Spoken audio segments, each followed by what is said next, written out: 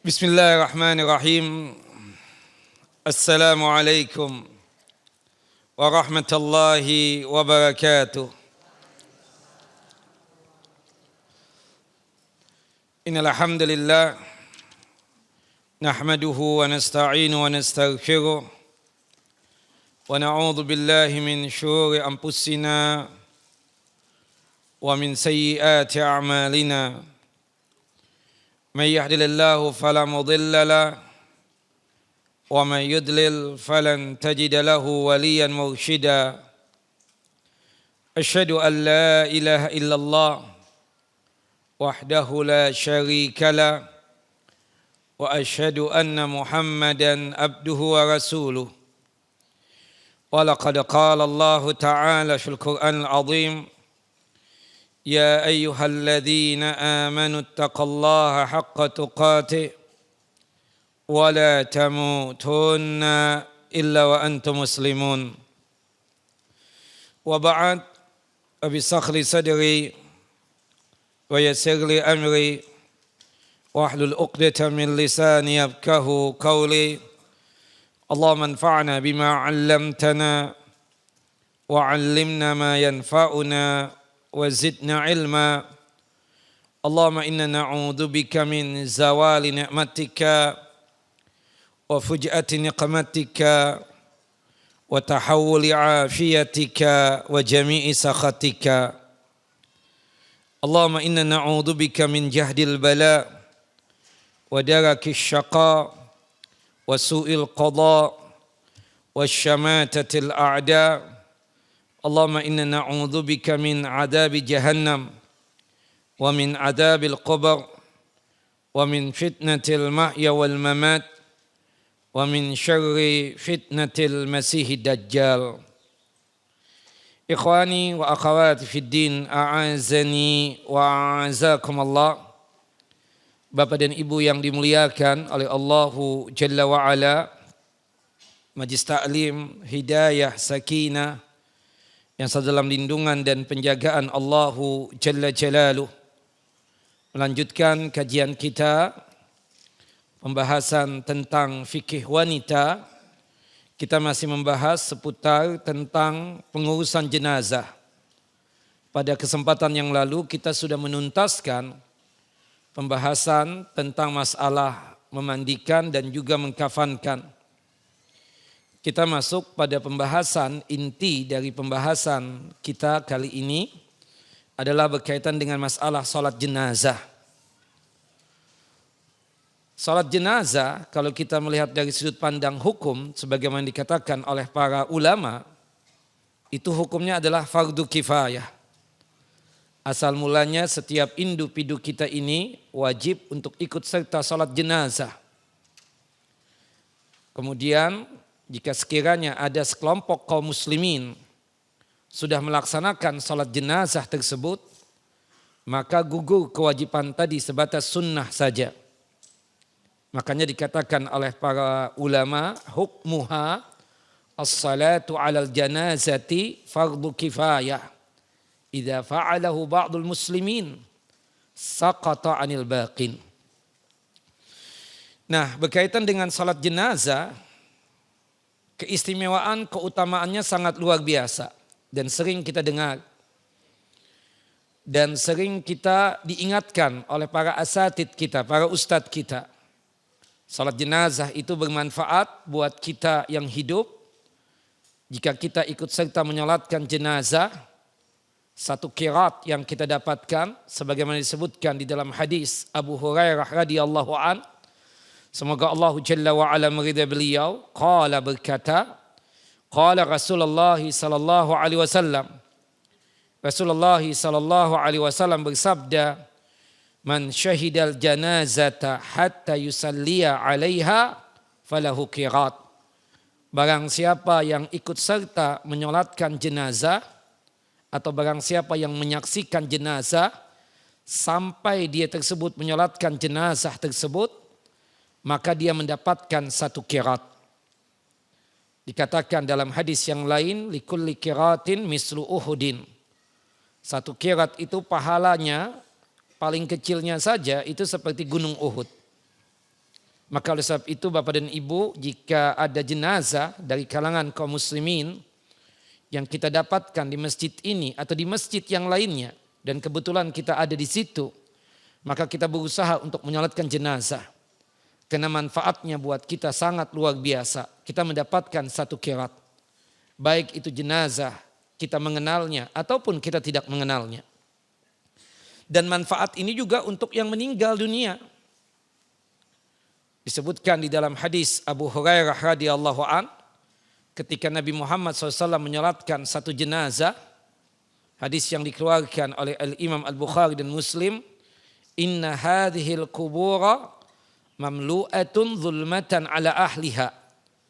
Sesungguhnya kuburan-kuburan ini diliputi oleh kegelapan yang sangat luar biasa untuk para penghuni kuburan.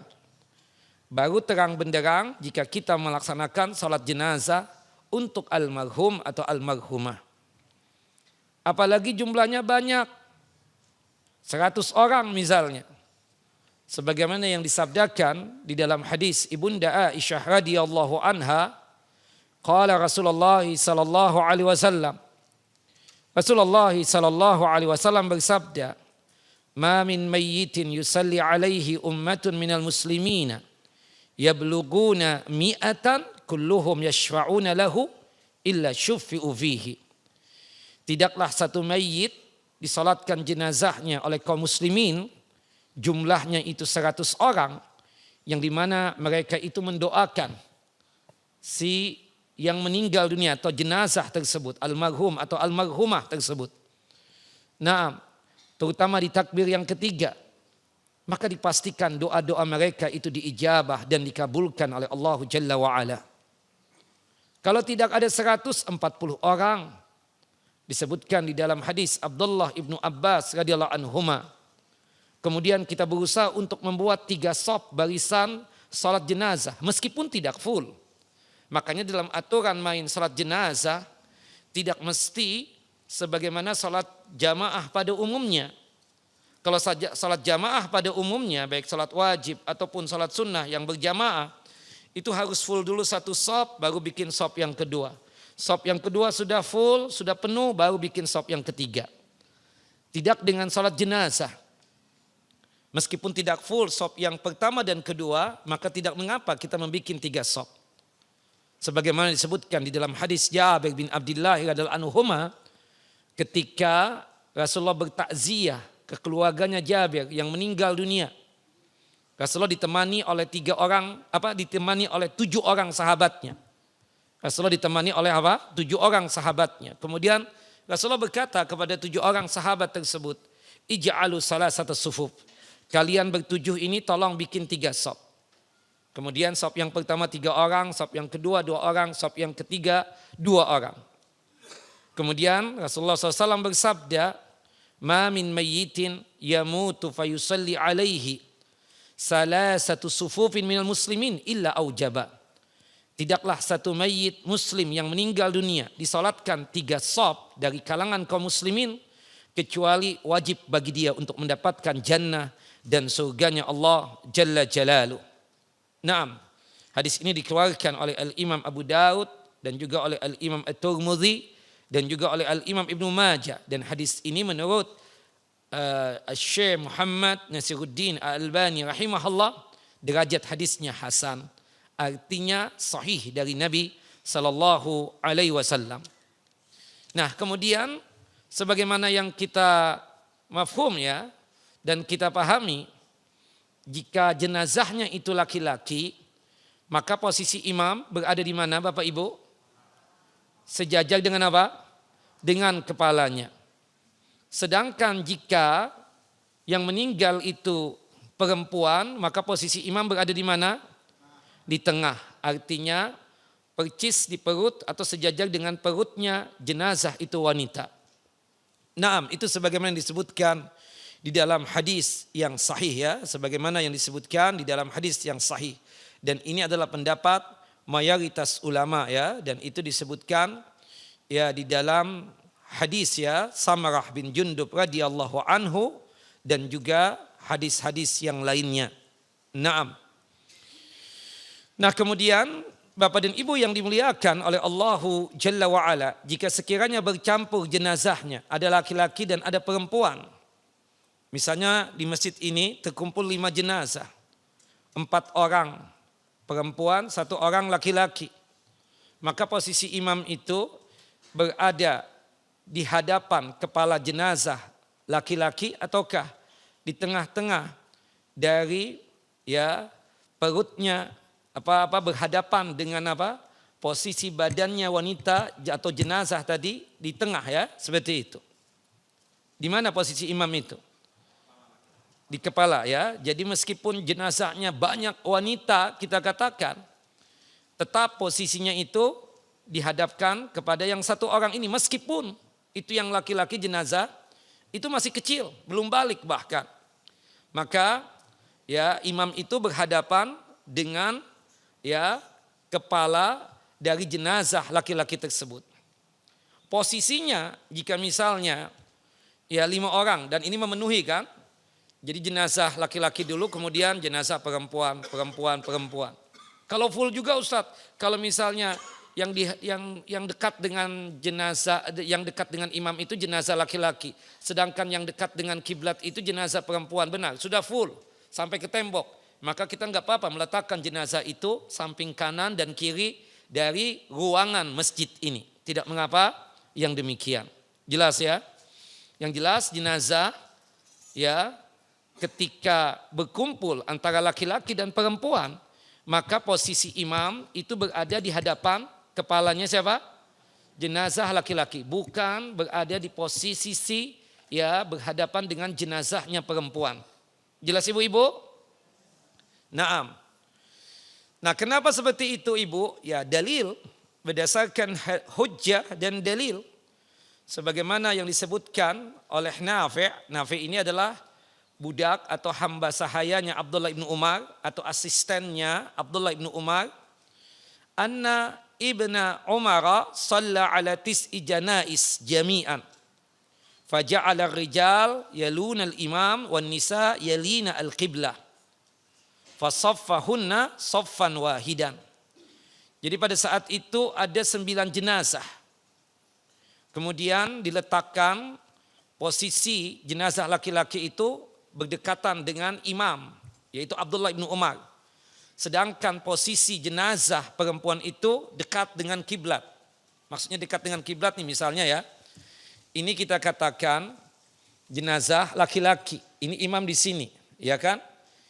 Nah, ini kan dekat dengan kiblat kan? Posisi jenazah perempuan itu ada di belakang jenazah laki-laki tadi yang lebih dekat dengan kiblatnya. Itu letakkan sejajar. Dibikin satu barisan. Dibikin satu barisan. Jika memungkinkan. Ternyata tidak memungkinkan karena banyaknya yang datang untuk menyolatkan jenazah di masjid ini. Maka kita bikin jenazah tersebut kalau sudah full posisinya itu yang dekat dengan kiblat, misalnya tembok kita ini, maka tidak mengapa jenazah itu diletakkan di samping kanan dan kiri. Naam.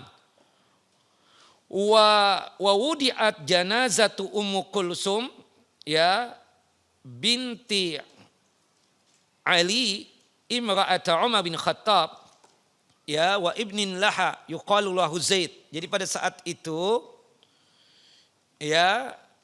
ada yang meninggal dunia, yaitu Ummu Kulsum, putrinya siapa? Ali bin Abi Thalib radhiyallahu an, yang menikah dengan siapa? Umar bin Khattab. Nah, dia itu meninggal dunia dan juga anaknya juga meninggal dunia.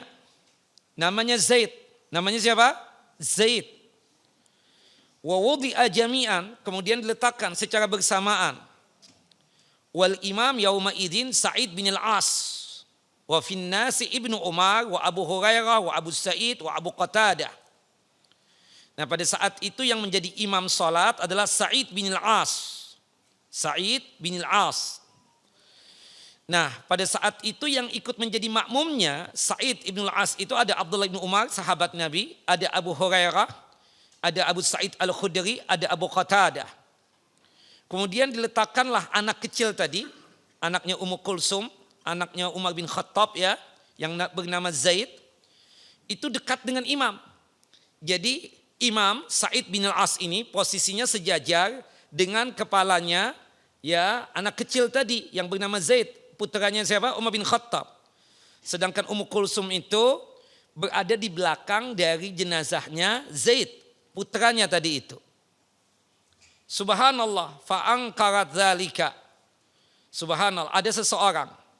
Faqala rajulun. Ya, ada seorang, ini seorang tabi'in. Dia mengatakan begini, fa'angkartu dzalik. Aku mengingkari itu. Kenapa seperti itu ya kan? Enggak boleh, ya. Subhanallah. Padahal di situ ada Abdullah ibnu Umar, Abu Hurairah, Abu Sa'id, Abu Qatadah dan yang lainnya. Subhanallah. Kemudian tahu-tahu dia malu sendiri. Dia lihat di situ ada Abdullah ibnu Abbas, ada Abu Hurairah, ada Abu Sa'id Al-Khudri, ada Abu Qatadah. Naam. Subhanallah. Mereka ini sahabat gak ngomong, menunjukkan benarnya apa yang dilakukan oleh Sa'id bin Al-As. Posisi jenazah laki-laki itu berada di hadapan siapa? Imam tadi itu. Bukan perempuannya, meskipun itu masih kecil. Nah, akhirnya dia malu sendiri. Akhirnya apa dia? Malu sendiri. Kemudian dikatakan oleh sahabat-sahabat tadi yang menjadi makmumnya Sa'id bin Al-As, maaf. Qalu hiya sunnah. Oh, ini sunnahnya begini. Jadi kalau bercampur ada jenazah laki-laki dan ada jenazah perempuan yang tolak ukur untuk imam itu posisinya berhadapan dengan apa? Ya laki-laki. Percisnya apa? Berhadapan dengan kepalanya laki-laki tersebut. Wallahu a'lam bissawab. Boleh enggak wanita menyolatkan jenazah ibu-ibu? Boleh. Subhanallah. Fadilahnya luar biasa. Nah ini saya ingatkan. Ibu-ibu ini, bapak-bapak, Masya Allah. Untuk masalah takziah, paling hebat sudah. Dia lebih duluan, lebih banyak daripada kita yang laki-laki. Cuma, maaf ya, ini jidah-jidah ini. Subhanallah, para legend ini. Subhanallah, bukannya melewatkan jenazah. Cuma kepok doang, fudul. Ingin melihat jenazah, ya suami temannya. Bukan begitu Bu? Iya. Hati-hati Bu, Allahu Akbar. Fungsinya ibu-ibu takziah itu untuk apa? Untuk menyolatkan jenazah. Pahala takziah tahu enggak ibu-ibu jaminannya apa? Jaminan surga. Tambah lagi, sholat jenazah. Ya salam. Ini enggak. Kadang tuh itu ada azan panggil-panggil. Dia yang nyolatin jenazahnya. Subhanallah, ini kan nenek-nenek nih. Subhanallah, para legend nih, para jidah ini. Subhanallah. Seharusnya kan memikirkan kematian, harusnya mencari pahala sebanyak-banyaknya. Karena beliau-beliau ini tinggal hitungan hari doang. Subhanallah. Terkadang kita tanya nih, subhanallah. Ibu enggak nyolatkan jenazah? Aku lagi halangan. Kita lihat, ini nenek-nenek halangan apa? Astagfirullahaladzim. Halangan apa ibu? Udah jidah, astagfirullah. Udah nenek-nenek, legend nih. Allahu Akbar. Terkadang alasannya ada aja. Coba lihat deh antum. Ya kan bukan ibu-ibu sakinah, hidayah sakinah. Kalau hidayah sakinah sudah 30 tahun mengaji pasti paham. Pasti menyolatkan jenazah. Ibu-ibu yang di luar sana, di sini ada cuma dikit kan seperti itu. Wallahu a'lam. Solatkan jenazah Bu ya. Subhanallah. Dan jangan suka kepok dengan jenazah suami orang Bu. Nanti dipikirnya ibu madunya. Jelas Bu? Wallahu a'lam bissawab. Salatkan jenazah Bu ya. Hatta di masjid Bu. Hatta apa? Jenazah itu disalatkan di mana? Di masjid. Ya, subhanallah. Ibunda Aisyah dan ibunda-ibunda kita yang lain. Termasuk saudari beliau ya, Asma. Itu ketika ada jenazah yang disalatkan di masjid, mereka pada datang. Termasuk pada saat itu ada jenazah Sa'ad bin Abi Waqqas yang disalatkan di Masjid Nabawi. Para wanita datang ke masjid. Termasuk ibunda Aisyah. Termasuk siapa? Ibunda Aisyah. Fa'angkaran nasu dzalika 'alaiha. Para laki-laki yang ada di masjid itu mengingkari kedatangan itu wanita. Termasuk juga mengingkari kau salat jenazah di masjid. Kebiasaannya Nabi Muhammad memang salat jenazah itu di mana? Di halaman masjid. Di luar masjid kita katakan seperti itu. Ada tempat khusus. Kalau zaman dulu itu di samping bab Jibril. Ya, sekarang ini kan ada bab Jibril itu. Nah di samping situ. Yang biasa Rasulullah melaksanakan salat Idul Fitri dan Idul Adha, bukan di dalam masjid. Nah di situ juga Nabi Muhammad mengerjakan apa? Salat jenazah bersama para sahabatnya. Nah pada saat itu jenazahnya Sa'ad bin Abi Waqqas disalatkan di dalam masjid.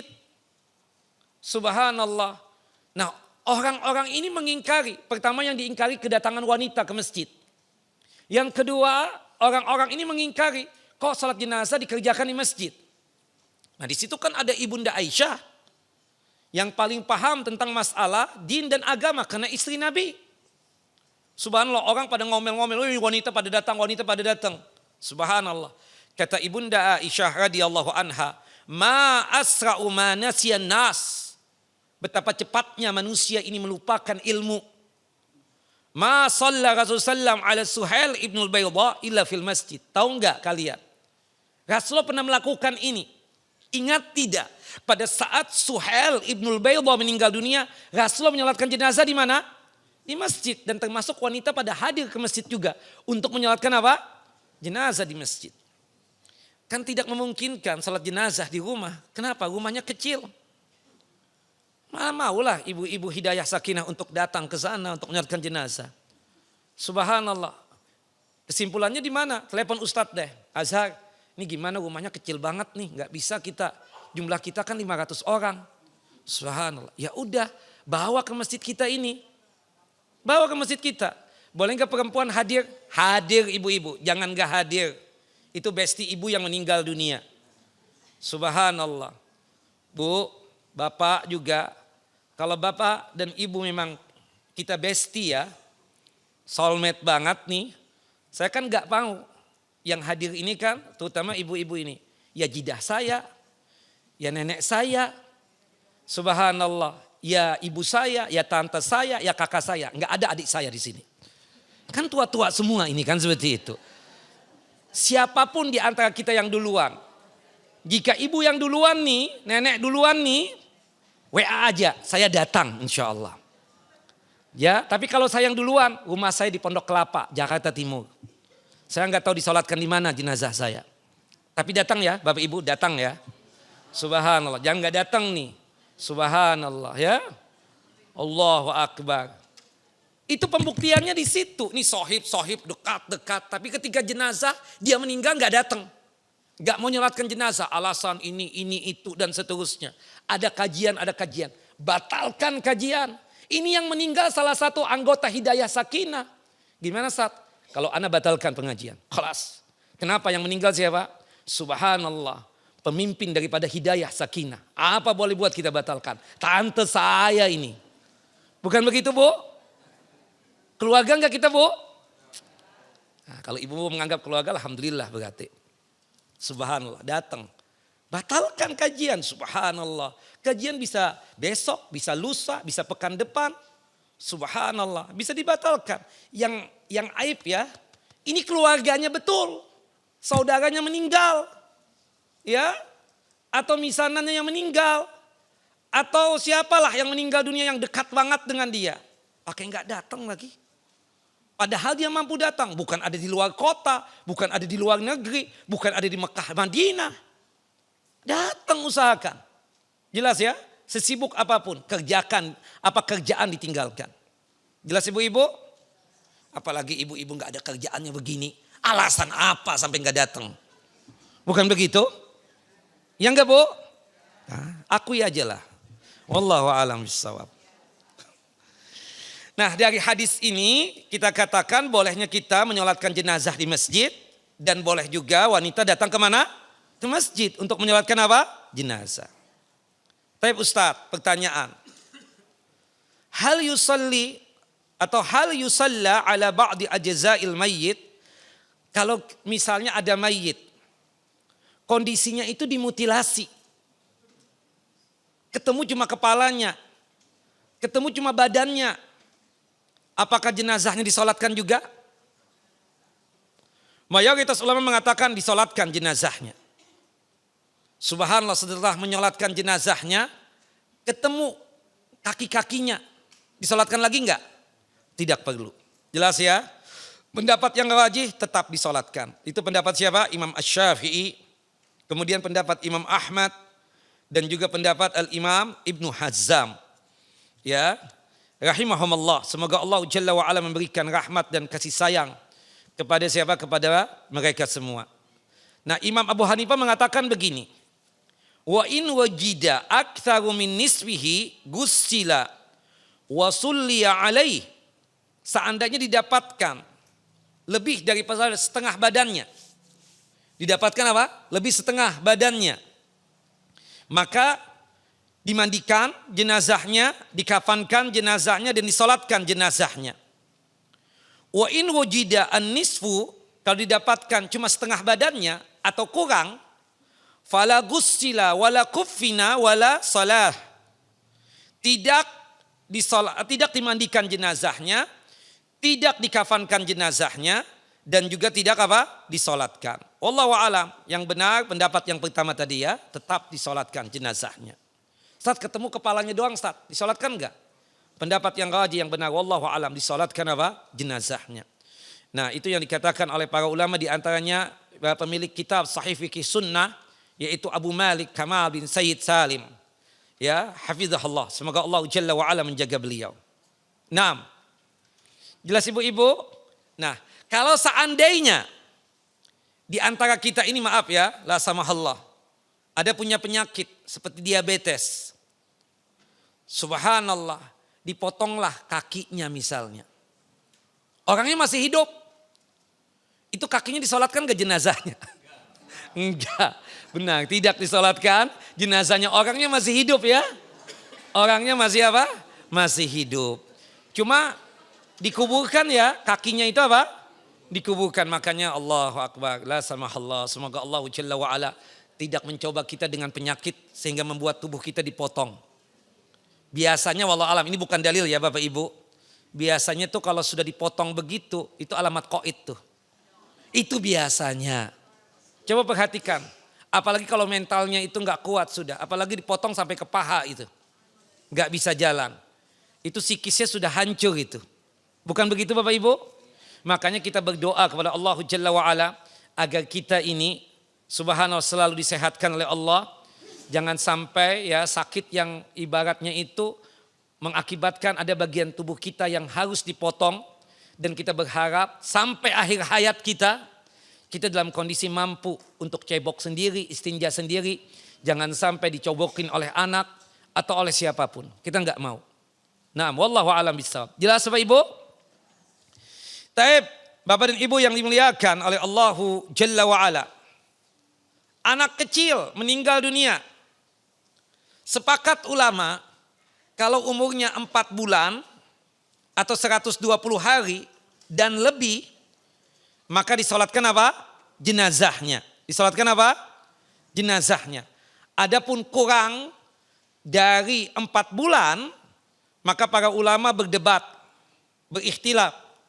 Tapi yang rajih, wallahu a'lam, jika sekiranya sebelum 4 bulan itu ada wujudnya, sudah berwujud badan, kecil banget kan, maka pendapat yang aman disolatkan jenazahnya. Tapi kalau tidak berwujud, itu jabang bayi, cuma hitungan pekan, si ibu itu keguguran, nggak berwujud badan itu, cuma darah doang kan. Ibu-ibu yang pernah keguguran pasti paham itu, cuma darah. Kita yang punya istri yang pernah keguguran paham itu, nggak ada dan darahnya memang kental, kita bisa pegang, tapi tidak berwujud. Maka tidak perlu untuk apa? Disolatkan jenazahnya. Wallahu alam bissawab. Tapi Ustadz, itu bisa dapat syafaat nggak saat kita kalau keguguran seperti itu? Insya Allah, mudah-mudahan. Itu harapan kita. Nah, wallahu alam bissawab. Tapi Bapak dan Ibu yang dimuliakan oleh Allahu Jalla Jalaluh. Kemudian apakah disolatkan jenazahnya orang yang meninggal dunia pada saat memiliki hutang? Pendapat yang rajih disolatkan tetap jenazahnya. Adapun Nabi SAW tidak menyolatkan jenazah seseorang yang meninggal dunia punya hutang. Rasulullah tidak menyolatkan, benar. Tapi Rasulullah memerintahkan para sahabatnya untuk apa? Menyolatkan jenazahnya. Biasanya kebiasaan Nabi ya, bertanya, ini jenazah Punya utang tidak? Misalnya punya, kata Nabi ada warisannya enggak? Ada, Rasulullah langsung apa? Menyolatkan jenazah. Tapi ketika ditanya ini jenazah ada hutang enggak? Ada. Ada harta warisannya enggak? Tidak ada. Kata Nabi, sallu ala sahibikum. Silahkan kalian solatkan jenazah saudara kalian, teman kalian ini. Nah, Rasulullah SAW tidak melarangkan kita untuk menyolatkan jenazah tadi. Cuma Rasulullah itu kenapa tidak mau untuk menyolatkan jenazah? Bukan berarti orang yang meninggal dunia yang masih memiliki hutang itu berdosa. Enggak. Cuma Rasulullah ingin kita-kita yang meninggal dunia ini, kalau bisa ya Bapak Ibu, pada saat kita meninggal dunia tidak ada hutang yang kita bawa. Makanya ibu-ibu jangan hobi berhutang. Bapak-bapak juga. Subhanallah. Lebih bagus barang yang kita punya jadul daripada kita punya barang yang branded atau yang wah lagi mewah tapi hutang. Ini teguran buat ibu-ibu. Ini pesan para suami ibu-ibu untuk ibu-ibu. Sudahlah Bu, tas yang dibikin di daerah sini saja ibu belinya. Subhanallah. Tidak perlulah sudah kekajian pakai tas yang mahal itu Bu. 100 juta, 200 juta. Apalagi hutang. Hermes lah. Louis Vuitton lah. Gucci lah. Apalagi Bu? Apalagi Tumi. Tumi lebih murah Bu ya. Subhanallah. Nah, saya punya Tumi banyak 3. Dikasih orang tapi. Nah, saya pakai. Khususnya di kajian Hidayah Sakinah. Nah, subhanallah kita katakan. Enggak ada masalah kalau enggak pakai hutang Bu. Tapi subhanallah ibu datang ke sini dengan yang harga mahal tadi itu buat apa juga. Siapa yang lihat juga. Dan itu tidak membuat kita berubah kan kondisi kita. Biasa aja. Nah termasuk ya ibu-ibu kalau toh harus berhutang. Biasanya ibu-ibu arisan nih. Tolong informasikan kepada suami ibu Bu. Jelas enggak Bu? Kalau ibu enggak punya suami, informasikan kepada anak. Jelas Bu? Kalau ibu enggak punya anak, informasikan kepada saudara. Kalau ibu enggak punya saudara, informasikan kepada teman dekat. Kalau ibu enggak ada teman dekat, jangan berhutang. Nah, mau apa lagi sudah? Ngeri loh, utang itu ngeri ya. Kepikiran kadang subhanallah. Kita ketemu ya utang itu kata Nabi apa? Malamnya kita gelisah. Siangnya kita malu. Kenapa gelisah? Gelisah memikirkan kapan kita bisa melunasi utang kita. Jelas ya? Kemudian malu di siang hari. Malu ketemu orang yang mengasihkan piutang dan pinjaman kepada kita. Ya Allah ada Ami itu tuh, ada Om itu. Ya Allah gak jadi kajian deh gak ikut. Kan begitu malu. Apalagi beliau tuh memplototin kita aja. Padahal enggak. Dia lagi lihat ke ustadz. Kebetulan matanya ke arah sini. Antum duduk di situ. Kalau antum masih sadar begitu berarti masih ada iman. Ada orang yang punya utang gak sadar-sadar. Santai aja. Berarti menunjukkan imannya gak sempurna itu. Subhanallah. Orang yang punya hutang. Yang dia hatinya gelisah di malam hari. Dan ada rasa malu di siang hari.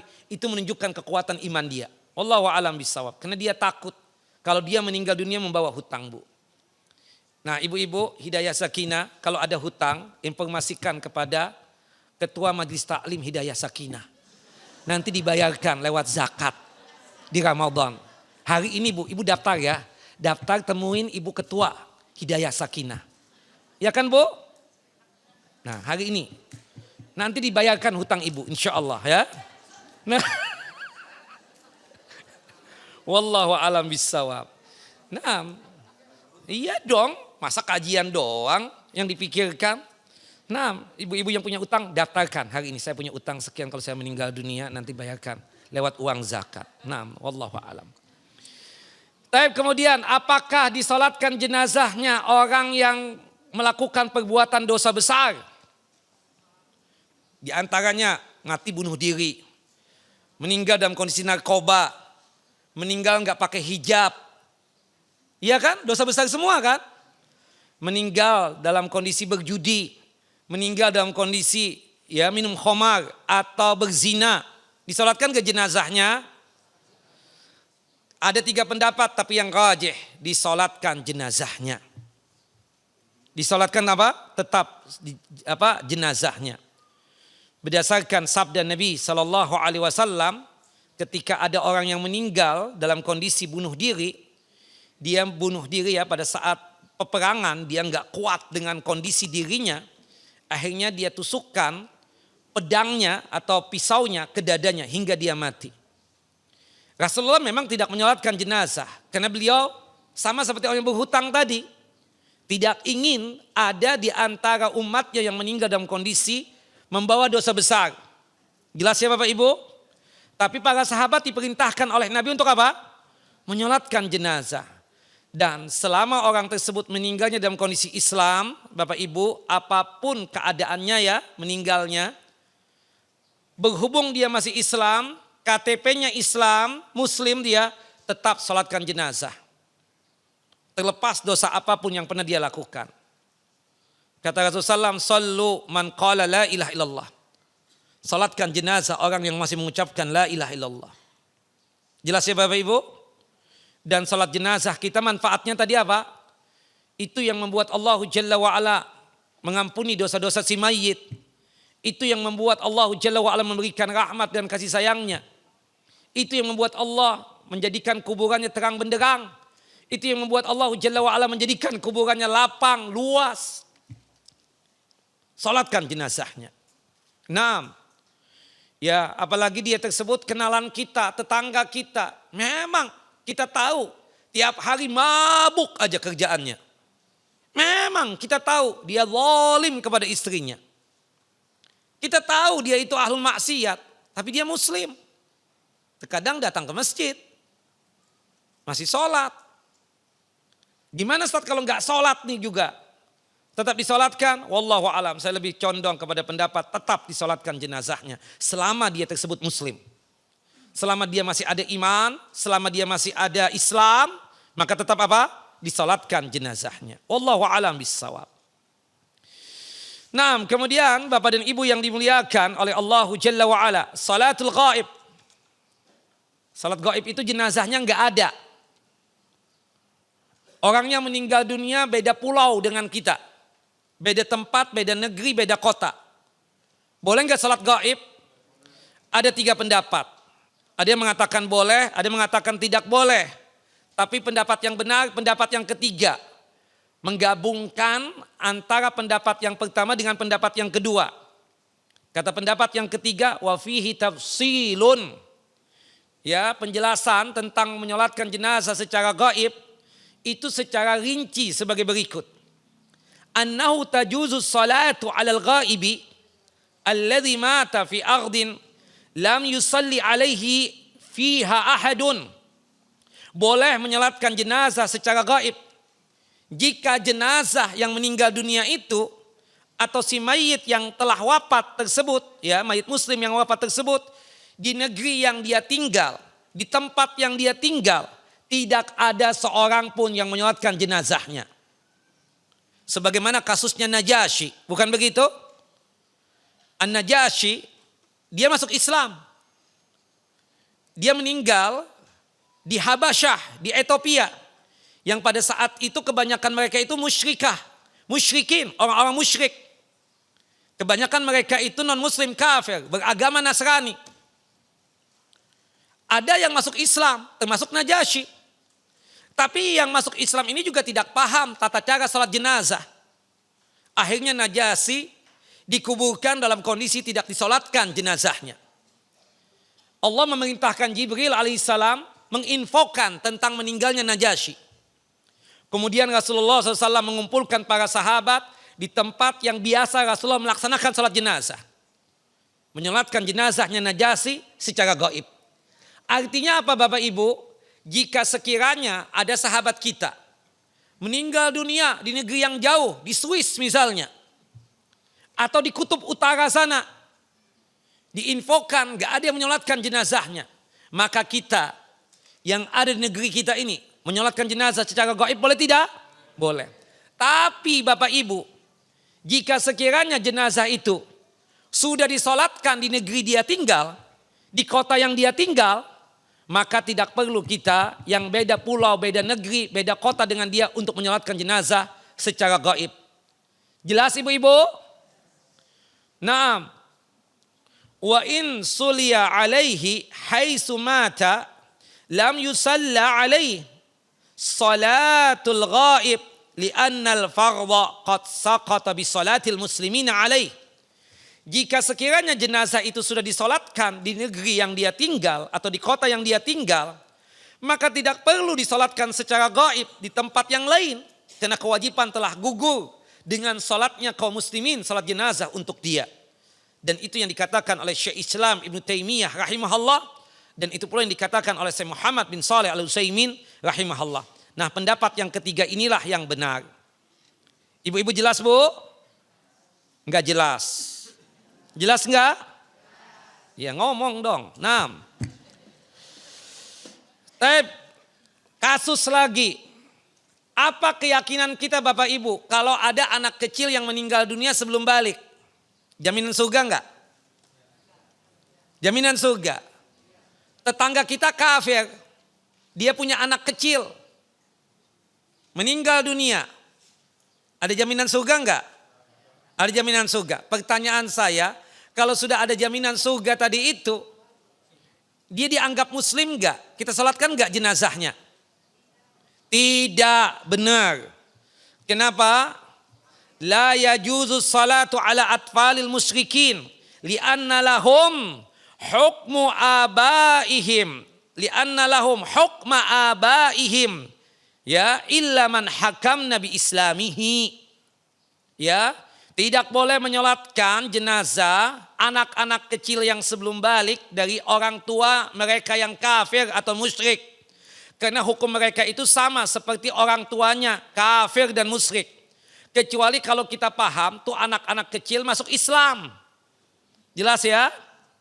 Baru kita salatkan jenazahnya seperti itu. Wallahu alam bissawab.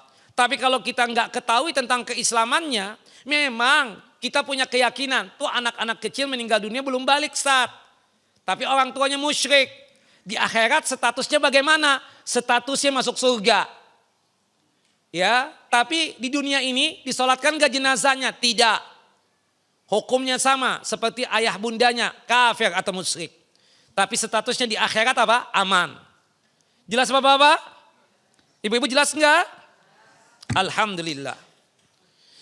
Tayyib, bagaimana hukumnya? Ini terjadi bencana nih misalnya. Ternyata didapatkan di situ yang meninggal ada yang muslim, ada yang kafir, bercampur. Kebetulan kita periksa-periksa tidak tahu identitasnya, nggak ada KTP-nya, udah hilang. Bagaimana? Disolatkan ke jenazahnya? Tunggu dulu. Jangan pakai ngomong, bilang aja I have no idea. Saya nggak tahu. Al-zahir min aqwali ahli ilmi fil mas'alati an yunzara ila al-alamati min al-khitan wal-thiyab wal-khidab wa ghairiha min alamatil muslimin. Yang nampak jelas dari hukum ini, jika di suatu negeri atau di suatu wilayah ya terjadi gempa atau terjadi apalah ya yang berkaitan dengan bencana alam, kemudian didapatkan di situ mayit yang berhamburan. Yang kita tidak paham yang mana yang muslim, yang mana yang kafir. Maka kata para ulama dilihat dari yang meninggal dunia tersebut tanda-tanda keislamannya. Kalau dia di khitan, kalau laki-laki berarti dia apa? Muslim. Salatkan jenazahnya. Itu tanda ciri khas seorang muslim. Pakaiannya pada saat meninggal dunia, ternyata dia meninggal dunia pakai baju gamis misalnya.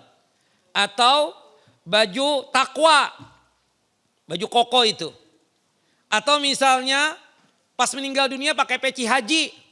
Berarti dia apa? Muslim. Atau ternyata dia tersebut ya mendapatkan tanda yang lain misalnya. Subhanallah. Tanda-tanda yang ciri khas muslim. Berjenggot.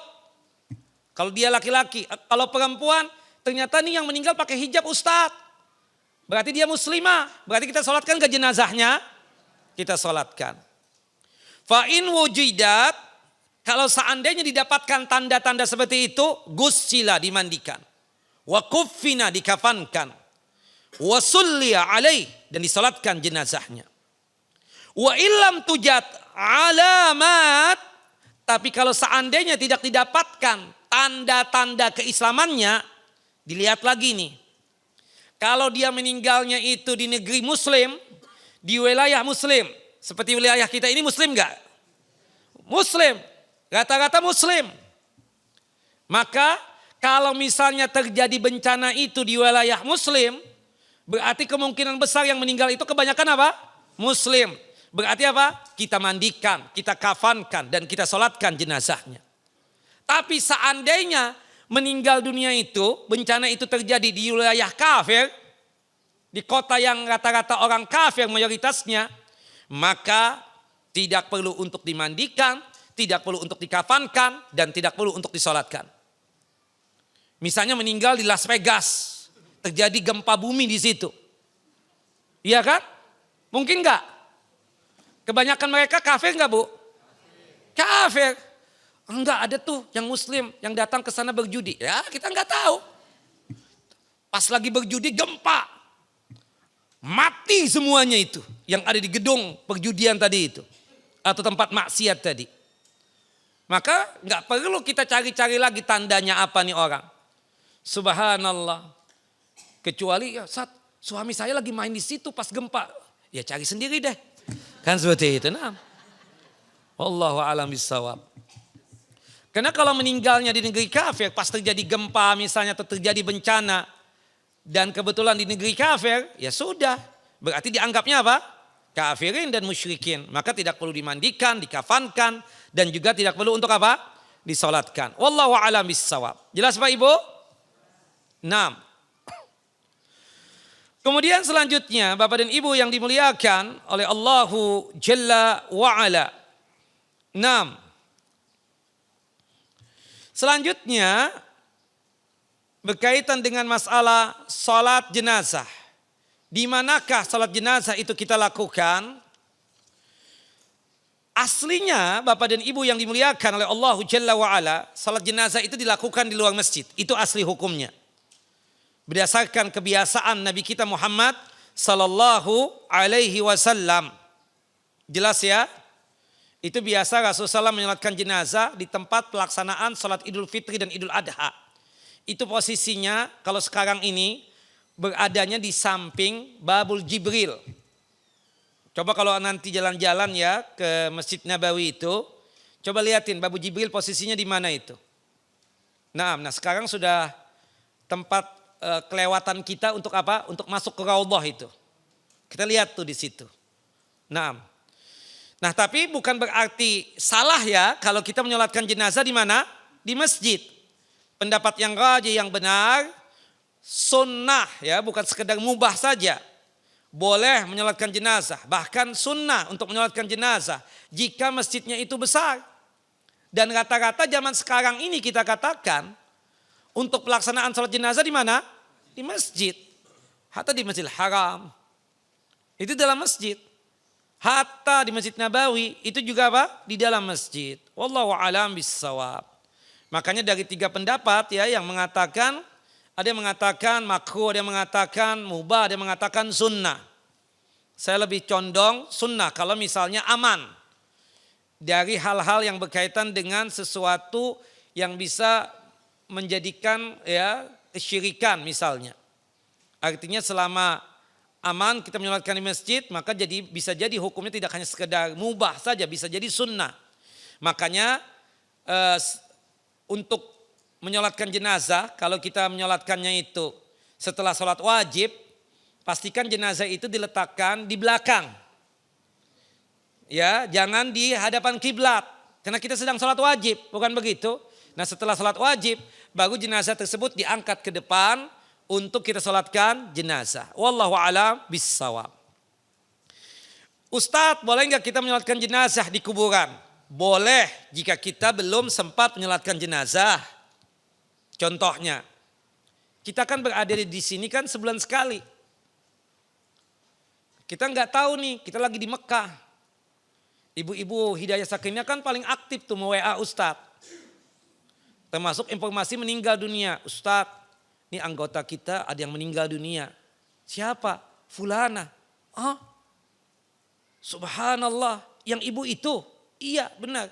Yang pakai kacamata? Sahih. Subhanallah. Naam. Oh, duh. Saya lagi di Mekah, Bu. Doakan satu doakan di sana. Pas kita kajian, Selasa pekan kedua kita tanya lagi. Karena tuh ibu baik banget, Masya Allah. Tuh rumah yang di Cipinang, beliau yang belikan tuh. Subhanallah. Allahu Akbar. Di mana kuburannya? Di Kobersat. Ya. Bisa ada yang menunjukkan enggak? Ada. Subhanallah, kita datang ke sana. Salatkan jenazahnya. Boleh tidak? Boleh. Itu yang dilakukan oleh Nabi SAW ketika ada seorang wanita yang meninggal dunia. Ada wanita yang sudah legend. Hidup sebatang kara. Rasulullah kesian dengan itu wanita. Akhirnya dibuatkan kamar khusus di Masjid Nabawi. Ditugaskan oleh Nabi untuk bersih-bersih di masjid. Nah, kebiasaan Nabi habis sholat subuh itu memperhatikan para sahabatnya.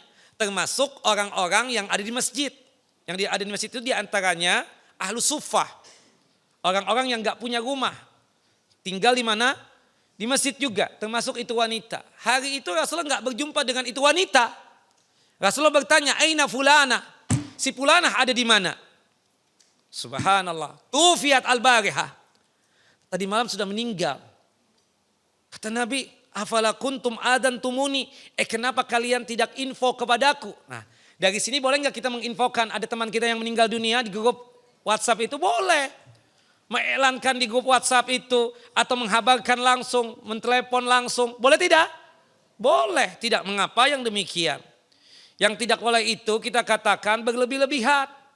Mengiklankan di radio, mengiklankan di mana? Di televisi, berulang-ulang lagi mengiklankannya itu. Itu yang tidak boleh. Tapi info kepada orang-orang sekitar, ya, dan kebetulan sekarang canggih, kita katakan ada mikrofon misalnya di masjid.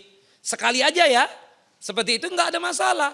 Atau menginfokan di grup WhatsApp, enggak ada masalah. Kita katakan, jangan berulang-ulang.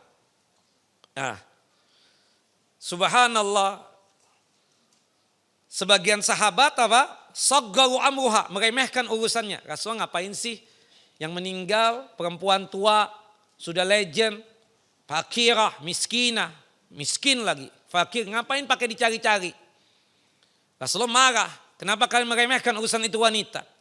Ini kan kebiasaan bapak ibu juga. Siapa sih yang meninggal? Oh, si fulan. Oh, datang enggak ya? Insya Allah ya. Insya Allah apa nih? Enggak datang kayaknya ya, doakan dari jauh. Karena enggak penting banget buat dia, bukan begitu? Tapi kalau menurut dia penting banget, subhanallah dia datang. Habis salat subuh juga sudah nongol. Menampakkan wajahnya di hadapan keluarga si mayit. Ana datang, ana datang. Nah, Rasulullah marah itu. Kok dibeda-bedakan manusia seperti itu? Jelas Pak Ibu? Nah, seperti itu. Enggak, janganlah dibeda-bedakan. Allahu Akbar. Ya, termasuk ustadz juga jangan dibeda-bedakan. Subhanallah, jahe lagi. Kalau ustadz yang itu ada teh, ada kopi. Beda-bedakan ibu-ibu ini suka demen banget. Ada kuenya, ini enggak ada. Seumur hidup ini lagi. Subhanallah. Sudah dibilang enggak demen, tetap aja ini lagi. Enggak bisa request sama sekali. Akhirnya enggak diminum juga. Subhanallah. Kalau yang ustadz itu, jeruk sediain, ini itu. Kita kan tahu juga, ya Allah beda-bedain banget nih orang. MT. Bukan di MT sini sih, cuma ada kadang-kadang. Ya seperti itu, Allahu a'lam. Nah, demen banget ibu-ibu ini beda-bedain. Allahu Akbar. Taib. Nah kita juga begitu, kalau kita bisa hadir kenapa? Pahalanya luar biasa, takziah. Jaminan surga. Yang kedua salat jenazah. 1 qirat kita dapatkan. Ini enggak. Allahu Akbar. Ya, jangan ya, kita datang. Subhanallah. Kita memandang Allah, bukan memandang pandangan manusia. Jelas ya? Kehadiran kita tulus, ikhlas karena Allah. Ini ibadah. Akhirnya Rasulullah berkata apa? Maaf kata para sahabat, bukan apa-apa ya Rasulullah. Ya, tadi malam kan meninggalnya. Kami khawatir jika info kepada antum ya Rasulullah menyusahkan antum, merepotkan antum, memberatkan antum. Kata Nabi SAW, "Dulluni ala kubriha." Kalau begitu tunjukkan aku di mana kuburannya. Kemudian Rasulullah SAW diantarkan ke pemakaman Baqi, kemudian ditunjukkan ini kuburannya Rasulullah. Kemudian Rasulullah SAW menyolatkan jenazah. Padahal jenazah itu sudah apa? Sudah dimakamkan. Nah, kita kan kadang nih, terutama bagi bapak-bapak ini, para laki-laki. Aduh, di mana dikuburkan? Di Cipinang misalnya, ya kan? Subhanallah, si mayitnya ada di mana? Di daerah BSD. Kita nggak mungkin ke sana. Akhirnya kita tunggu di sini. Nah, qadar Allah, kita kan nggak mungkin menghalangi keluarga untuk jangan nanti dulu, kami mau menyolatkan jenazah, nggak mungkin kan? Akhirnya setelah jenazah itu dikuburkan, baru kita menyolatkan jenazah. Solatkan Pak. Meskipun jenazah itu sudah apa? Sudah dikuburkan. Wallahu alam bissawab. Nah, ya hukumnya apa? Boleh. Bahkan kita katakan sangat ditekankan bagi kita tersebut untuk menyolatkan. Kata Nabi SAW, "Inna hadhil kubura mamlu'atun zulmatan ala ahliha. Wa inna allaha yunawwiruha bisalati alaihim."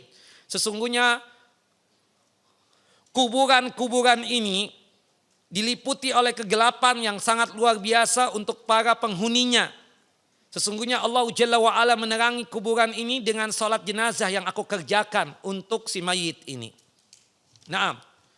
Jadi salatkan jenazah. Nanti ibu-ibu kalau misalnya ada yang meninggal dunia, kebetulan ustadz yang gak ngerti, padahal dia sering hadir, sering ya mengasihkan informasi dan seterusnya. Saya kadang kaget juga, biasanya ibu ini kok gak pernah lagi ya. Ketika ditanya ibu ini berhenti atau gimana? Oh Ustadz udah meninggal Ustadz. Ya Allah kenapa gak dikasih tahu? Padahal dia yang sering hubungan. Subhanallah. Ya kan? Padahal dia yang sering menelepon, sering WA dan seterusnya. Kenapa gak info? Gak sempat Ustadz, lupa Ustadz. Dipikir Ustadz gak datang juga. Ibu jangan samakan saya dengan Ustadz yang itu ya. Kalau saya insya Allah datang. Seperti itu. Wallahu a'lam bishawab. Jelas ibu-ibu? Nah salat jenazah itu Bu, aslinya 4 kali takbir. Tapi boleh juga 5 kali takbir. Itu hadis dari Abdurrahman bin Abi Ya'la. Ya, subhanallah. Ya, boleh menyolatkan jenazah dengan 5 kali takbir. Ya. Naam. Kemudian boleh juga 6 kali berdasarkan hadis dari Ali bin Abi Thalib radhiyallahu an. Bahwasanya Rasulullah SAW pernah menyolatkan jenazah untuk ahlu Badar. Rasulullah menakbirkannya itu, salat jenazah itu 6 kali takbir. Naam. Kemudian pernah juga 7 kali. Tapi memang hadisnya dhaif, tapi dikuatkan ya dengan yang lainnya. Dari hadis Abdullah ibnu Abbas. Pernah juga 9 kali. Tapi kebiasaan kita berapa kali takbir Bu? 4 kali. Yang pertama takbir membaca apa? Al-Fatihah. Takbir yang kedua baca apa ibu-ibu?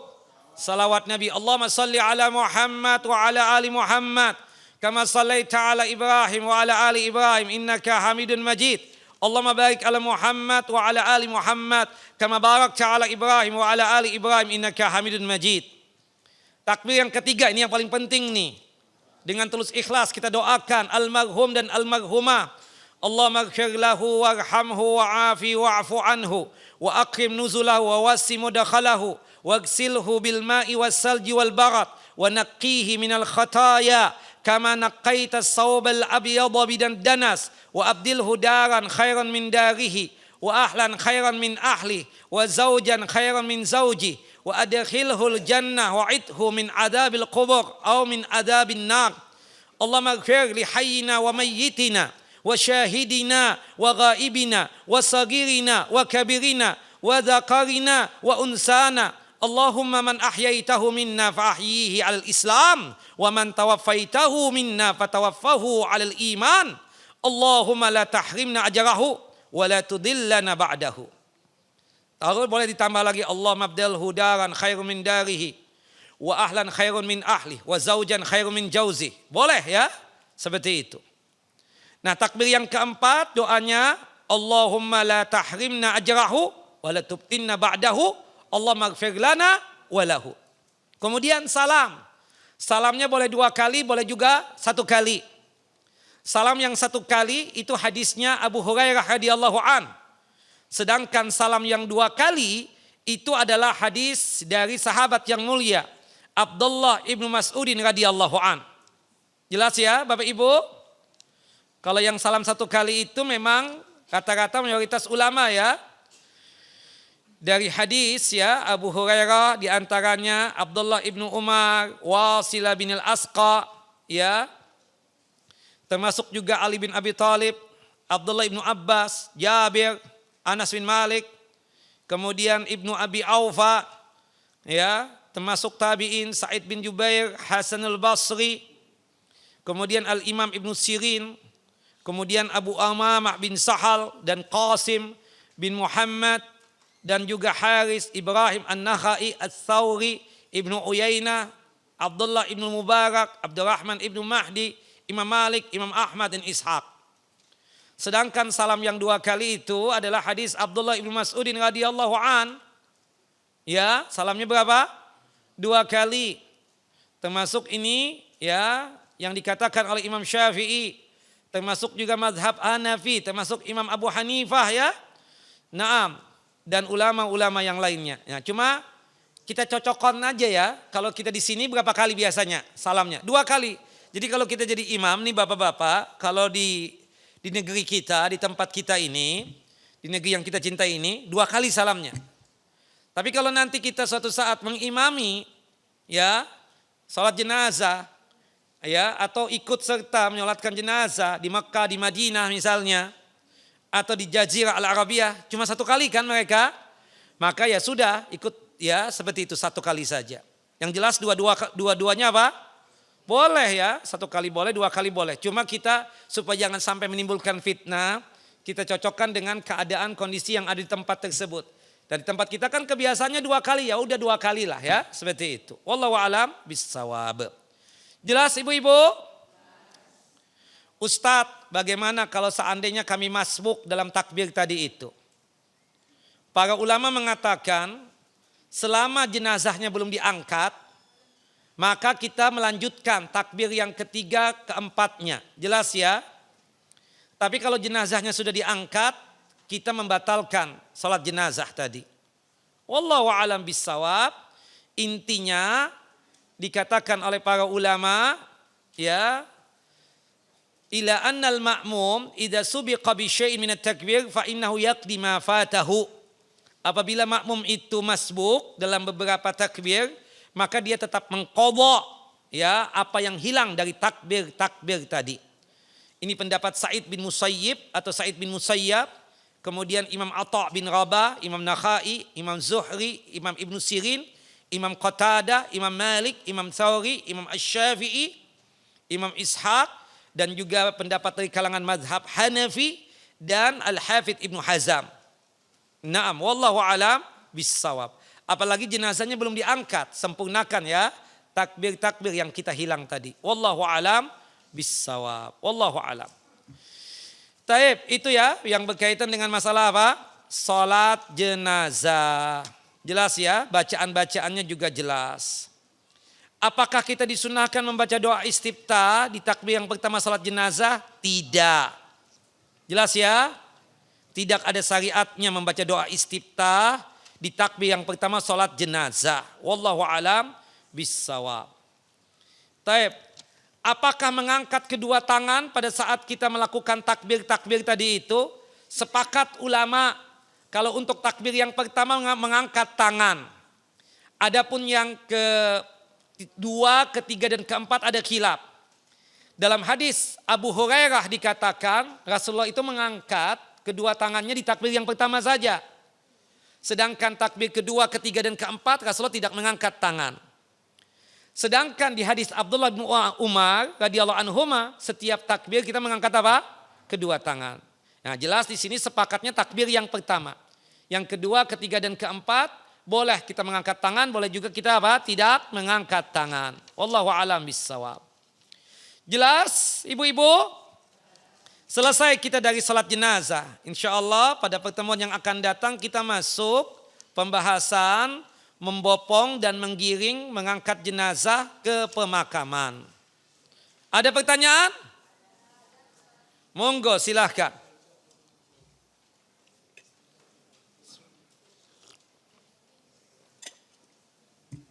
Bapak-bapak ada pertanyaan? Hurry up. Langsung aja Bu. Suara wanita nggak aurat kok.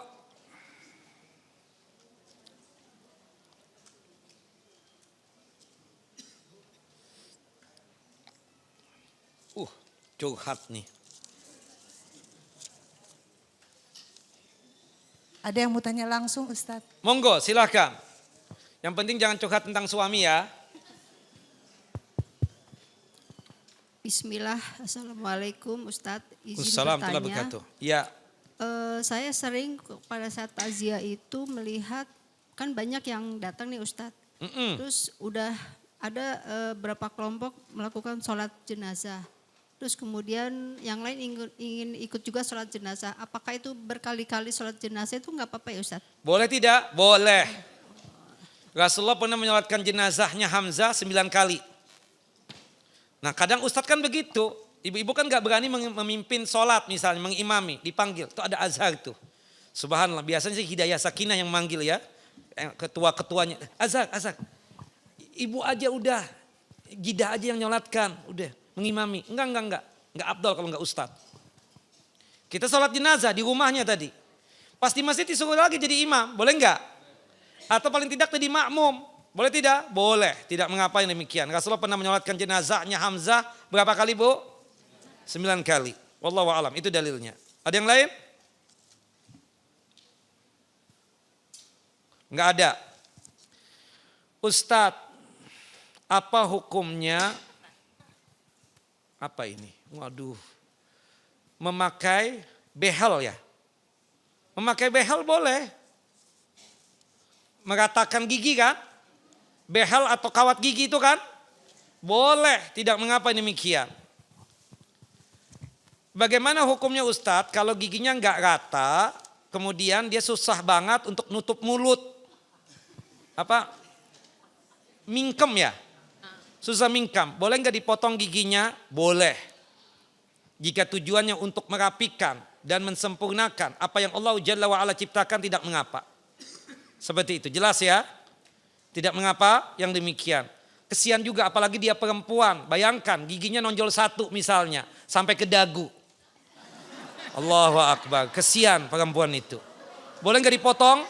Boleh, tidak mengapa yang demikian. Jelas ya? Nah, jelas ya. Kita enggak mengubah ciptaan Allah Jalla wa'ala, cuma bikin rapi saja seperti itu. Tidak mengapa yang demikian. Kayak misalnya kan, maaf ya, ibu-ibu ini kan tambah hari itu kan tambah berbeda wajah ini. Subhanallah, termasuk anak-anak muda itu ada jerawat. Boleh enggak kita menghilangkan jerawat itu? Boleh. Apakah kita mengubah ciptaan Allah Jalla wa'ala? Tentu tidak. Nah, seperti misalnya perempuan kalau sudah legend, bapak-bapak juga. Itu kan ada plek-plek hitam di wajah ini. Ada juga mata panda. Ada juga kadang kendor itu, apa tuh? Nih, kelopak matanya itu. Boleh nggak kita hilangkan itu? Boleh, tidak mengapa yang demikian. Nah termasuk kan ibu-ibu kan pakai skincare nggak sih Bu? Pakai. Ya Allah sudah jida-jida pakai skincare juga. Nggak ada pengaruhnya. Wallahu a'lam bishawab. Iya kan? Pertama pakai toner ya. Yang kedua pakai serum. Yang ketiga pakai moisturizer. Yang ketiga pakai sunblock ya Bu. Boleh enggak? Boleh. Allahu Akbar. Jangan sudah hitam dibiarkan hitam. Termasuk mandi putih ya, mandi susu itu. Untuk memutihkan badan boleh enggak? Boleh. Ya jadi kesian tuh anak-anak yang ya perempuan lagi kesian. Kesian banget dia tinggi semampai, kulit putih bersih. Tapi giginya ada yang nonjol satu sampai ke dagu itu. Kan kesian banget itu. Boleh nggak dipotong? Boleh. Tidak mengapa demikian. Kita nggak mengubah ciptaan Allah Jalla wa'ala di situ. Karena untuk merapikan dan mensempurnakan di situ. Jelas ya? Termasuk kan kita kadang ada sesuatu, misalnya tabrakan. Aslinya kan kita ganteng Pak, Masya Allah. Kemudian jatuh dari motor atau apalah ya. Kemudian ada sesuatu nih di wajah kita. Kemudian kita pakai operasi plastik misalnya untuk menutupi itu. Boleh enggak? Boleh, karena aslinya kita ganteng, baik, bagus dah. Kalau misalnya kita biarkan begitu, kesian itu. Orang akan seram melihat kita, bukan begitu? Wallahu a'lam. Ya, seperti itu ya. Nanti ada pembahasannya Bu ya. Will become ini. Nanti gimana hukum tanam rambut, gimana hukum pakai tali itu ya untuk mengencangkan. Nah, ya tarik benang apa-apa istilahnya. Subhanallah, termasuk ya macam-macam ya. Yang berkaitan dengan apa tuh? Botok ya. Nah, ya. Nanti Ibu ikut kajian nanti di selatan itu di Kemang ada grup Mama Muslimah. Itu membahas itu Bu. Datang deh ke sana kalau ingin tahu. Ya, dekat setengah jam dari sini. 6. Ustadz, Afwan mau bertanya, jika seseorang mempunyai hutang kepada temannya, akan tetapi ketika ia sudah mempunyai uang, ia tidak langsung dibayar utangnya, tapi pas kita tagih utangnya dia bilang nggak punya uang. Ini hukumnya gimana? Ini curhat nih. Nggak boleh lah. Kata Nabi kita Muhammad SAW, matalal ghaniyu atau matlul ghani, ya sama ya boleh. Zulmun. Seorang yang sudah kaya punya uang kemudian dia tunda-tunda pelunasan utangnya itu kezaliman. Kata Al-Imam, kata Syekh Muhammad bin Shalih Al-Utsaimin ketika menafsirkan hadis ini, maksud daripada hadis ini kezaliman, di situ dosa besar. Kita punya uang gak bayar-bayar, ditagih lagi, bilang dusta lagi, gak punya uang. Padahal kita tahu dia jalan-jalan, kemarin jalan-jalan liburan, dari Singapura, Malaysia, Thailand, Filipina, Vietnam, ya, Kamboja, dia bisa. Ketika kita tagih, nggak tahu, nggak bisa, nggak ada duit. Karena uzubillah orang begini ini. Subhanallah. Kita ingatkan Bu, kalau dia nggak bayar juga, boleh Ibu ambil motornya atau mobilnya, sepadan dengan piutang dan pinjaman yang Ibu kasih kepada dia. Jelas ya? Jelas nggak Bu? Nah tagih hari ini Bu. 6. Jangan suka berhutang Bu ya. Jika kita mau sholat jenazah lebih dari 1 kali misalnya. Ketika disolatkan di rumah kemudian disolatkan lagi di masjid. Apakah boleh? Boleh banget. Ustadz, sholat fardu saja lebih baik di rumah daripada di masjid buat wanita ya. Nah yang akan saya tanyakan, jenazah kenapa harus dihadirkan ke masjid untuk wanita? Rumahnya kecil Bu, 2x2. Gimana disolatkan jenazahnya kalau rumahnya yang bertanya ini besar, 1000 meter atau 2000 meter, ada enggak yang punya? Silahkan solatkan jenazah di rumahnya. Subhanallah kita, ya Allah dempet-dempetan nih ketika di rumahnya, 2x2 rumahnya. Subhanallah itu juga kita lagi makan yang di kamar mandi kedengaran itu. Suara-suara macam-macam. Gimana ibu-ibu akan menyolatkan jenazah dempet-dempetan di situ Bu? Iya kan? Ini hukum menyolatkan jenazah di masjid boleh enggak Bu? Boleh ya Allah. Ini sama dengan apa yang diucapkan oleh Ibunda Aisyah tadi. Cepat banget manusia itu lupa akan ilmu. Tahu enggak? Suhail ibnu Baido itu disolatkan jenazahnya di mana? Di masjid. Ini aliran keras nih yang bertanya ini kayaknya. Nah, wallahu a'lam bishawab. Ada orang-orang yang begitu memang. Sudah dijelaskan tadi kan kondisi rumahnya kecil. Gak mungkin. Di halaman situ juga gak memungkinkan gak Bu? Apalagi maaf tuh. Di kertak apa ya? Kertak tuh bahasa saya ya. Aspal di situ. Gak mungkin. Orang pada lewat semua. Nah satu-satunya apa? Yang paling besar apa? Di masjid ini. Boleh gak Bu? Boleh. Sa'ad bin Abi Waqqas salatkan di mana? Di masjid. Dan ibu ingin datang ke masjid boleh gak Bu? Nah tadi ingat gak ada yang mengingkari tadi laki-laki. Ngapain sih wanita pakai datang ke masjid juga? Di situ ada Ibunda Aisyah, ada ibunda-ibunda kita yang lain. Ibunda Aisyah mengatakan, ya Allah cepat banget ya manusia ini lupa dengan ilmu. Padahal Suhail ibnu Baido itu disolatkan jenazahnya oleh Rasulullah di masjid. Dan para wanita pada saat itu datang, termasuk aku kata Ibunda Aisyah. Jelas ibu-ibu? Wallahu a'lam bishawab. Seperti ibu-ibu misalnya, memang abdulnya wanita itu sholat wajibnya dan sunnahnya di rumah. Tapi boleh nggak ibu-ibu datang ke masjid untuk sholat zuhur, asar, maghrib, isya, subuh? Boleh, nggak ada masalah. Selama nggak ada fitnah ya kan? Subhanallah. Apalagi legend begini siapa juga yang liatin. Ya kan seperti itu. Wallahu a'lam bishawab. Nah. Jangan kepedean ibu-ibu. Allahu akbar. Demen banget kepedean. Bercanda bu, bercanda. Paling di WA nanti sama ibu. Subhanallah. Ustadz, kalau kita sedang berada di Masjidil Haram, salat jenazah bisa berkali-kali, apakah kita harus terus mengikuti? Iya. Subhanallah. Itu di Masjidil Haram, subuh ada, zuhur ada, kemudian asar ada, maghrib ada, isya ada. Apalagi kalau musim haji bu. Kadang ada lagi datang, subhanallah, diumumkan lagi. Nah itu kan pengumuman juga. As-salatu alal amwat rahimakumullah. Iklan gak itu? Iklan. Subhanallah. Makanya kalau kita di masjid begini, Bapak Ibu yang dimuliakan oleh Allah Jalla wa'ala, inna lillahi wa inna ilaihi raji'un. Telah berpulang ke rahmat Allah Bapak ini yang tinggal di RT ini, dekat masjid ini. Ya kan? Itu kan satu kali doang. Agar orang sekitar takziah. Gak ada masalah. Satu kali yang tidak boleh berulang-ulang. Subhanallah ya, seperti itu. Solatkan. Ini subhanallah, solatnya di Masjidil Haram. Solat jenazahnya, pahalanya besar. Berjamaahnya banyak banget jamaahnya. Makanya kita berharap meninggal di Mekah dan disolatkan di Masjidil Haram di hari Jumat lagi. Subhanallah. Kan seperti itu. Sudah, ibu-ibu Hidayah Sakinah sudah gak usah datang ke Mekah. Gak apa-apa. Subhanallah. Sudah banyak yang menyolatkan jenazahnya itu. Allahu Akbar. Nah, luar biasa. Makanya kan kenapa di hari Jumat itu paling afdolnya seorang meninggal dunia. Apa alasannya? Banyak yang menyolatkan jenazahnya. Terutama habis Jumatan ya. Makanya kita minta solatkan. Udah deh dimundurkan. Dikuburnya habis Jumatan saja. Dan tolong ya. Kita berharap itu salat jenazah itu orang masih ada di masjid. Jangan menunggu. Kan ada tuh 2 lantai tuh masjid. Nah itu seketika kita berharap apa? Sudah imam di bawah, imam di atas langsung. Jangan menunggu orang yang hadir itu. Akhirnya orang-orang ini kadang pulang aja tuh. Pulang. Nanti kalau kosong. Langsung itu kesian. Kesian si mayat berharapnya itu orang-orang semua menyolatkan jenazah. Makanya tugasnya imam langsung tuh. Ayo bapak-bapak mana jenazahnya? Langsung kita solatkan. Jangan nanti kita solat ba'diyah dulu. Enggak udah. Salat ba'diyah bisa dimundurkan, waktunya panjang.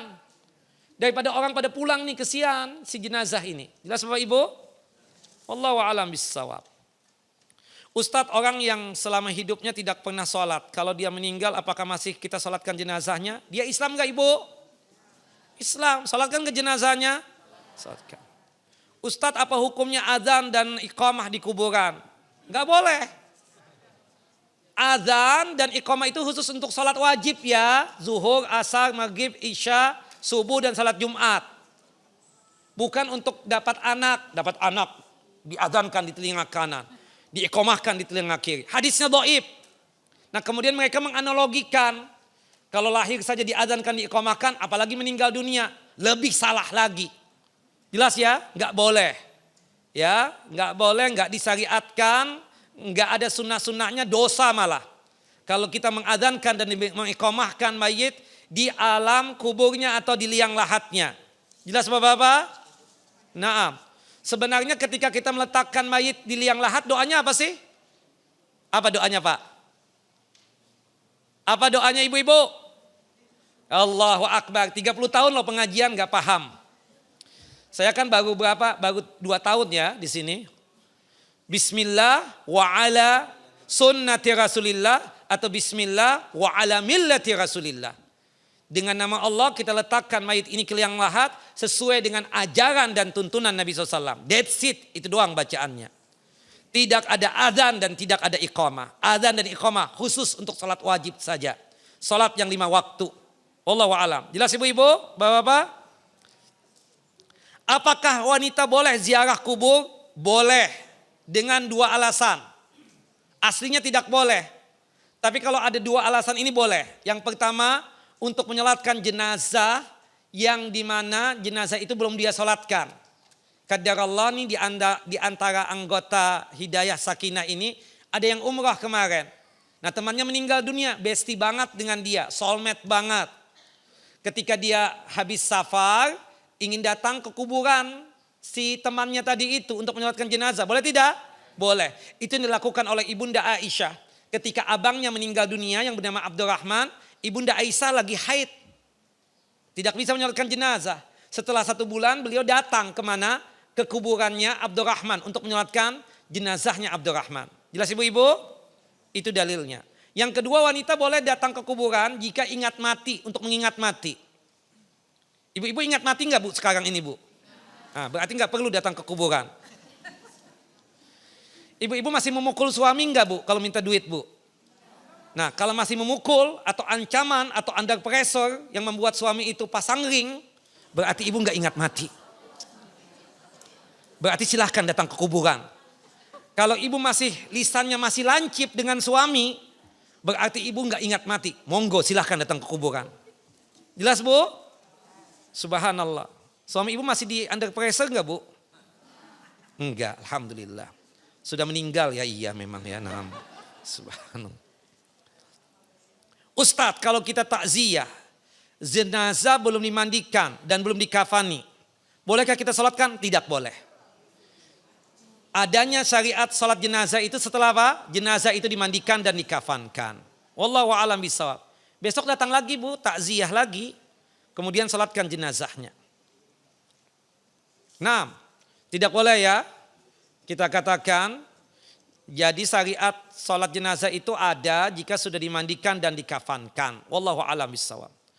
Ustadz izin bertanya, bolehkah kita menggabungkan beberapa salat sunnah dijadikan satu amalan dengan niat yang berbeda? Sunnah dengan sunnah. Contohnya kita masuk ke masjid ini salat duha sekaligus juga salat sunnah wudhu. Bolehkah? Boleh. Satu perbuatan 2 niat. Asal sunnah dengan sunnah. Jelas ya? Yang tidak boleh itu wajib dengan sunnah. Tidak dibolehkan. Yang boleh itu sunnah dengan sunnah. Tidak mengapa yang demikian. Wallahu a'lam bishawab. Ustadz, kapan kita mengacungkan telunjuk saat duduk tahiyat? Ada khilaf di kalangan ulama. Ada yang mengatakan dari awal. Ya. Kemudian sambil digetarkan dari awal juga. Ada yang mengatakan ya, pas waktu mengucapkan asyhadu alla ilaha illallah. Tapi yang benar yang rajih, sepakat ulama untuk mengacungkan telunjuk itu dari awal. Dari awal. Adapun untuk menggetarkannya, menggerak-gerakannya, kalau menurut Syekh Nasiruddin Albani berdasarkan hadis yang sahih, itu dari awal. Untuk menggetarkannya. Kata saya Muhammad bin Shalih Al-Utsaimin mengatakan pas waktu kita berdoa.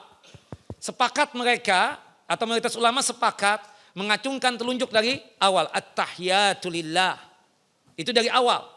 Tapi untuk menggetarkannya kata saya Muhammad bin Shalih Al-Utsaimin ketika kita sedang berdoa sebelum salam itu. Allahumma inni a'udzubika min adabi jahannam wa min adabil qubur wa min fitnatil mahya wal mamat wa min syarri fitnatil masihid dajjal. Nah jelas ya, jadi mengacungkan telunjuk yang benar apa? Dari awal. Untuk menggetarkannya boleh dari awal, untuk menggerak-gerakannya boleh dari awal, boleh juga pas waktu berdoa saja. Wallahu a'lam bishawab.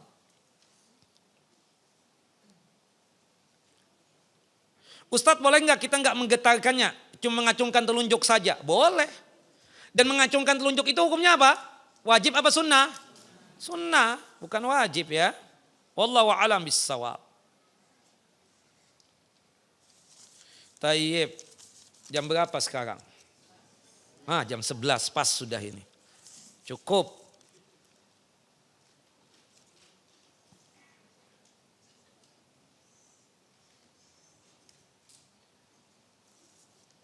Ustadz, bagaimana kalau ada yang meninggal dunia dia pakai gigi palsu? Apakah giginya dicopot lagi? Kalau zaman dulu ya, nggak tahu ibu-ibu zaman sekarang ini, yang sudah jidah-jidah ini, sudah legend ini, itu giginya permanen apa lepasan tuh Bu? Permanen. Nah kalau permanen nggak perlu pakai dilepas. Biarin, boleh nggak pakai gigi palsu Bu? Boleh nggak Pak? Boleh, kalau enggak kita nggak bisa neguk, nggak bisa ngunyah ujung-ujungnya. Boleh ya pakai gigi palsu itu boleh. Tidak mengapa yang demikian. Nah kalau misalnya subhanallah gigi zaman dulu itu, subhanallah kan bisa lepasan itu. Subhanallah. Makanya kalau kita melihat, kayaknya nggak ada gigi nih orang. Subhanallah, ketika tidur misalnya kan. Subhanallah, ternyata dilepas. Yang habis ya, waktu habis sholat subuh atau misalnya pas pagi-pagi dibersihkan, disiram pakai air panas tuh. Karena kan kondisinya bau itu.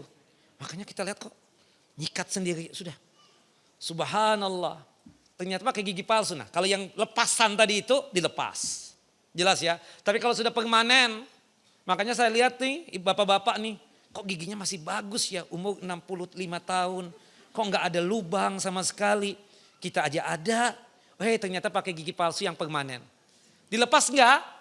Enggak. Kecuali kalau giginya emas. Boleh dilepas untuk warisan.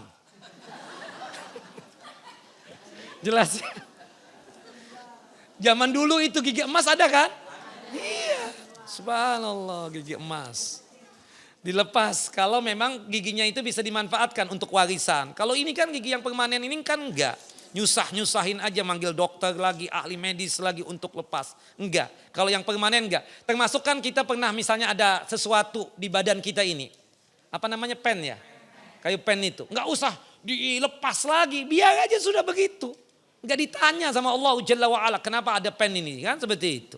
Termasuk yang ada ring nih. Balon atau ring ya, di jantungnya itu. Enggak perlu pakai dibelek-belek lagi ya. Jelas ya? Nggak perlu seperti itu. Wallahu a'lam bissawab.